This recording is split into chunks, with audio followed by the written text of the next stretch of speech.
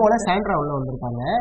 Sandra உள்ள வந்தப்ப பிரஜன் கிட்ட நான் உன்னை எவ்வளவு மிஸ் பண்றேன்னு இந்த 20 டேஸ்ல தெரிஞ்சுக்கிட்டேன் அப்படின்னு சொன்னாங்க. அந்த ஒரு அவங்களுடைய காதல் பரிமாற்றம் அங்க இருந்து போயிட்டு ரம்யாட்ட போயிட்டு நீ சொன்னீங்க அதை நான் சொன்னது இல்லை, நான் ஷோவை பார்த்துட்டேன் அப்படின்ட்டாங்க.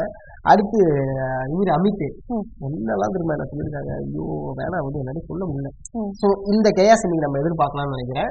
ஸோ இதை தாண்டி பிக் பாஸ்ல என்ன அப்படிங்கிறத எதிர்பார்க்கறதுக்கு ஒண்ணு கிடையாது. ஏன்னா இதுக்கப்புறம் நீங்க சண்டை எதிர்பார்த்தீங்கன்னா வேஸ்ட். ஒரு விஷயத்தை அட்ரஸ் பண்ணிக்கலாம். இந்த திவாகர் பையனுக்கு திவ்யா மேக்கப் போட்டுட்டு இருக்காங்க. போயிட்டு என்ன சொல்லுவோம், நான் ஒருவேளை இண்டஸ்ட்ரிக்கு வெளியே வந்துட்டுனா உனக்கு கல்யாணம் பண்ணிக்கலாம்ல, நீங்க இருக்கிறது இண்டஸ்ட்ரியே தெரியாது. இந்த ஆள அவருக்கு திவ்யாவோட கோபத்தை பத்தி தெரியல.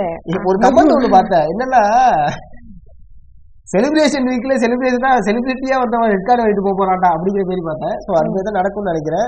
இன்னைக்கு சாண்ட்ரா உள்ள வந்திருக்காங்க. ஸோ என்னென்ன விஷயங்கள்லாம் இருக்கு அப்படிங்கறத நம்ம இந்த வாரம் பெருசா டாஸ்க் வைக்க மாட்டாங்களோ. டாஸ்க் இருந்தாலுமே அது கேமுக்காக கிடையாது, ஜாலியான டாஸ்க் தான். அதனால அந்த டாஸ்க் எல்லாம் நம்ம எப்படி ஜாலியா பார்க்கணுமோ அப்படியே பார்த்துட்டு போகணும். அதையும் கேம் வச்சுட்டீங்கன்னா வேஸ்ட். நேற்று எல்லாரும் ஒண்ணு கூடி அந்த 100 ஃபார்மேஷன் பண்ணதெல்லாம் நல்லா இருந்தது. பண்ணிருந்தீங்கன்னா ரொம்ப நல்லா இருந்திருக்கும்.